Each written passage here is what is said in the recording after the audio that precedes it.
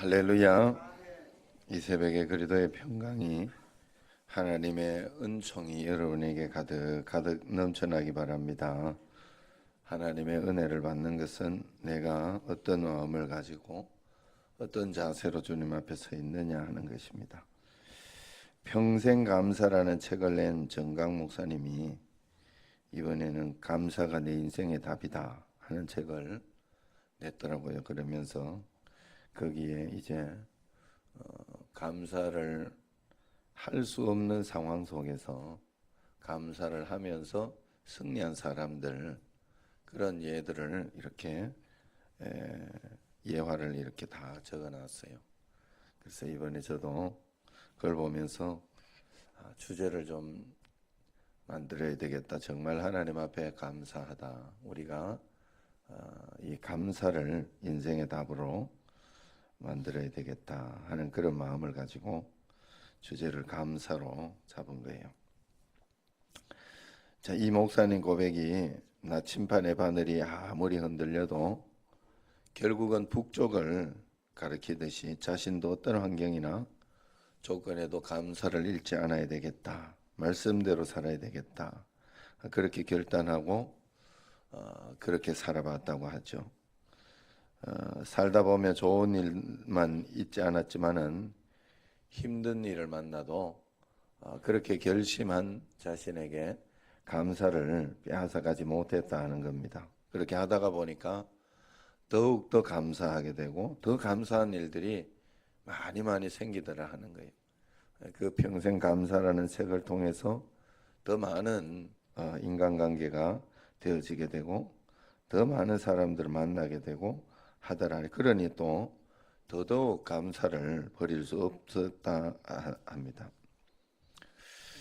우리가 살아가면서 인간적인 눈으로 볼 때는 불행이고 슬픔이고 아픔이고 또 실패이고 좌절이고 절망이지만 감사의 눈으로 바라보면 언제나 합력하여 선을 이루시는 하나님을 보게 하는 그런 조건이 되더라 하는 것입니다. 그리고 지나고 나면 언제나 축복의 도구로 그것이 바뀌어 있더라 하는 것이죠. 하루를 마무리하는 그의 감사일기는 보물을 발견하는 시간이었고 15년 동안 날마다 기록한 그 수만 가지의 감사는 감사의 지평을 넓히고 감사의 깊이를 더해주는 그리고 하나님께 영광 돌리는 것을 잃지 않은 그런 것이 되었다고 합니다. 그래서 하루에 100번 이상 입술로 감사하는 것을 신조로 삼았다 그래요. 그래도 저도 감사를 하는 사람으로서 감사를 한번 이렇게 생각하고 적어보고 그랬어요. 근데 감사는 하면 할수록 많이 찾아낼 수 있는 거예요. 사실 이렇게 우리가 생각지도 않던 어떤 그런 것들, 뭐 숨 쉴 수 있음에 감사합니다. 그러면 숨 쉴 수 있는 어떤 그런 절박한 일이 있어 보면 이것이 얼마나 감사한 일인지 알게 되는 거죠. 두 손으로 글을 쓸 수 있음에 감사합니다. 씻을 수 있는 것을 감사합니다. 코로 숨을 쉬는 것을 감사합니다.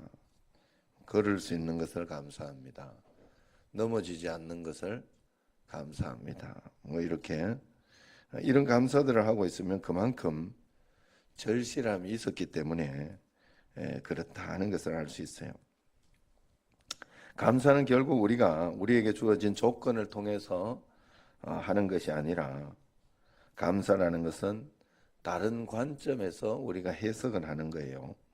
그리고 또 행복은 우리의 소유의 크기로 인해서 하는 것이 아니라 감사의 크기가 우리의 행복을 정해주는 거예요. 부족해도 감사를 잉태한 자는 감사를 낳고 풍족해도 불평을 잉태한 자는 불평을 낳게 돼 있는 거예요. 여러분은 무엇을 잉태하고 있는지, 마음에 무엇을 품고 있는지가 여러분에게 다 나타나게 돼 있는, 다 나타나게 돼 있는. 깨닫고 나면 감사가 아닌 것이 없죠. 철들고 나면 모든 것이 감사한 것입니다. 그래서 우리는 깨닫는 만큼 하나님 앞에 감사하게 돼 있어요. 저는 여러분들에게 늘 조금 너무 조급하게 생각하지 않기로 작정을 했어요. 왜냐하면 어차피 이게 깨달아야 되는 거예요. 깨달아야 움직이고 깨닫기 전에는 안 되더라고요. 자기 믿고 싶은 대로 믿는 거예요, 사람이. 그러니까 여러분, 제가 늘 말씀드리지만 내가 믿고 싶은 대로 신앙을 가지고 있으면서 내가 잘 믿고 있다고 생각하지 않는가 하고 늘 내 자신을 돌아봐야 돼. 내가 순종하면서 믿어야 그게 잘 믿는 거예요. 이렇게 믿음에 대해서 이야기하고 하면 내가 다 알아서 합니다. 다 이렇게 이야기를 하면 알아서 하는 건 맞아. 그 수준에 맞게 이렇게 하는 건 맞는데 그 기준이 내가 정말 알아서 하면 안 되지. 기준이 내가 순종하면서 하려고 해야 되는 거예요. 순종하면. 그래서 그 순종하는 수준을 내가 더 높일 수 없어서 내가 마음이 안타까운 마음을 가지는 자세가 가장 좋은 그런 믿음의 자세예요. 여러분 정말로 그래요. 내가 믿고 싶은 만큼만 적당한 선에서 내가 하고자 하는 것은 그건 내가 알아서 믿는 거거든. 내가 하나님이라는 거예요. 내가 내 마음대로 믿겠다는 거예요. 하나님의 말씀의 기준을 삼아서 거기에 내가 맞추도록 하려고 해야 되지. 아무 공부를 가르치면 뭐해, 학교에서 내가 알아서 하는데. 내가 알아서 적당하게 공부한다고 걱정하지 말라고. 그건 말이 안 되는 소리야. 여러분 정말 우리가 하나님 앞에 잘 믿어야 돼. 잘 믿으면서 하나님 앞에 뭘 불평을 해도 잘 믿고 나서 불평을 하든지 말든지 해야 되지.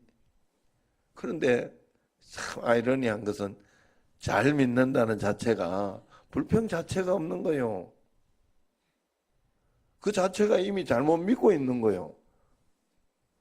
그런데도 우리는 하나님 말씀대로 해보지는 않고 하나님 말씀대로 어떻게 해서든지 그 말씀에 맞춰서 한번 순종하며 그렇게 살아보려고는 하지 않고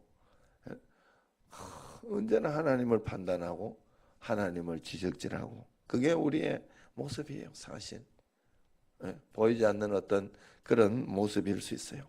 그러므로 우리가 하나님 앞에 오늘 말씀에 범사에 감사하라. 말씀이 그러면 명령이잖아요. 명령형. 그러면 그냥 거기에 맞춰서 어떻게 해서든지 순종하며 해봐야 되는 거죠. 그 다음에 그러면서 그 다음에 내게 일어나는 사건들 그런 것들을 통해서 하나님을 경험하게 되는 믿음이 항상 먼저예요. 믿음이. 우리 인간이 하나님을 만나는 방법은 항상 믿음이 먼저이지 이렇게 해주면 이렇게 하겠다 하는 거는 믿음이 아니야. 그건 이미 내가 하나님이야. 피조물이 먼저 하나님 되어서는 안 되는 거예요. 그렇게 해서는 안 되는 거예요. 오늘 이 특별 새벽 기도가 있다고 이렇게 우리가 광고도 하고 그렇게 했으면 이걸 믿고 나와야 되죠. 이게 혹시 또 이게 비가 이렇게 오는데 예? 안 하는 거 아니야? 이러면서 의심하고 이렇게 하면 의심이 돼버리면 안 되는 거예요. 하나님 앞에 우리는 항상 믿음을 먼저 주님 앞에 믿음의 기준은 성경 말씀대로 내가 생각하는 게 항상 믿음의 기준이 되는 거예요. 사람들이 내가 생각하는 게 내가 판단하는 게 믿음의 기준이 되는 거예요. 그러니 평생 그 수준을 넘을 수가 있나? 그죠? 우리 여기 새벽 기도로 온 사람은 믿으려고 온 사람들이잖아요. 그러니까 잘 믿어야지. 잘 믿어야 되는 거예요. 1 더하기 1은 1 더하기 1은 2다 하는 정상적인 걸 가지고 1 더하기 1은 3이야 이렇게 가지고 있거나 1 더하기 1은 0이다 뭐 이런 기준을 내가 내 생각에 말이에요. 내 생각에 맞는 기준을 가지고 그 잣대를 가지고 항상 거기에 대입은 평생 해도 안 되는 거예요. 기준이라는 게 있어. 기준. 맞지? 하나님 앞에 하나님 말씀의 기준을 딱 대입해서 무조건 그것으로 대입을 해야 되는 거예요. 하나님 말씀대로. 신앙에 대해서 꽉 막힐 때가 많아요. 다 알아서 하는 신앙이 되면 안 됩니다. 순종하는 신앙이 돼야 되는 거예요. 많은 사람들이 평범한 일상의 소중함을 잊고 삽니다. 어제도 이술래 근사님 병원에 제가 잠깐 다녀왔어요. 어떻게 해다 그랬냐고. 뭐 말을 안 하니까 알 수가 있어야지. 그래서 했더니 그 또 어제 소문을 듣고 병원을 갔다 왔어요. 갔는데 여기를 이렇게 붕대를 감아놨더라고. 이렇게 그 버스를 타다가 그 급출발 점거를 했다던가 내릴 때 그랬나? 누가 내한테 준 거예요? 정보를. 그래서 하여튼 이렇게 돈을 내가 듣기로는 돈을 내려고 이렇게 그 카드를 이렇게 하는데 뭐 급출발인지 급정거인지 해가지고 거기에 넘어지고 뭐 그래가지고 여기 멍이 들었더라고요. 그래도 다행히 한 수요일쯤이나 이렇게 목요일이나 퇴원하라고 했다고 그렇게 이야기를 하는데 그 연세에 또 더 다치지 않음도 감사한 것 같더라고요. 어쨌든 다시 보니까 더 다치지 않은 것도 감사하다. 자, 거기에서도 평상시 그러니까 급정거 해도 내가 안 다치는 것도 감사한 거예요. 그죠? 급정거 했는데도 내가 중심을 잘 잡았을 때 감사하고, 이게 생각하기 나름이더라 하는 거예요. 이지선 양이 그런 고백을 하더라고요. 거기 진짜 자기는 몰랐다는 거예요. 평범한 일상에 있는 것들이 그렇게 감사할 일이었다는 것은 정말 지독한 고통을 느껴보고 나서 알았다는 거예요. 예? 그래서 여러분 손가락이 다 있다는 거, 이게 손가락이 이게 이게 뭐죠? 화상을 입고 난 뒤에 나중에 손가락을 잘라야 됐대요, 다.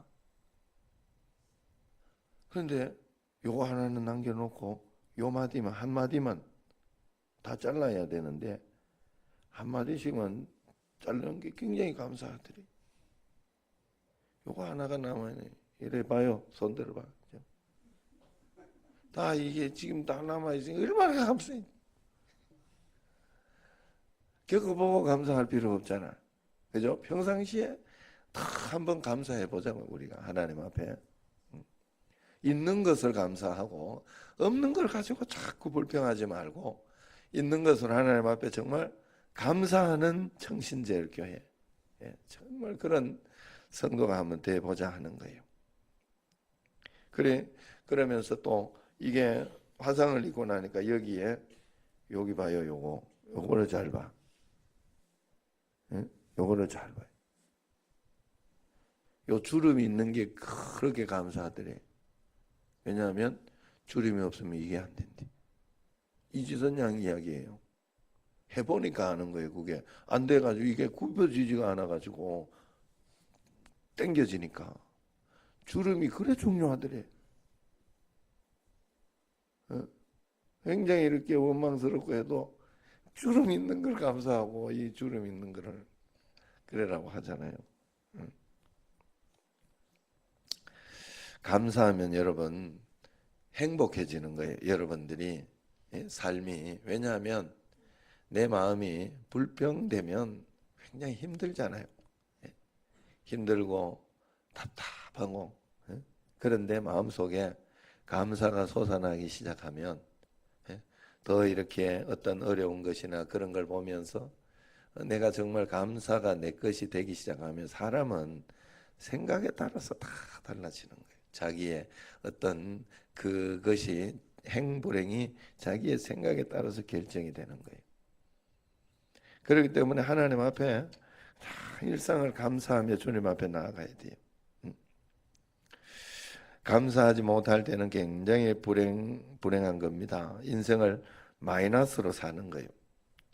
열심히 살고 나름대로 최선을 다하며 살지만은 항상 삶은 불안하고 여유가 없을 수밖에 없죠.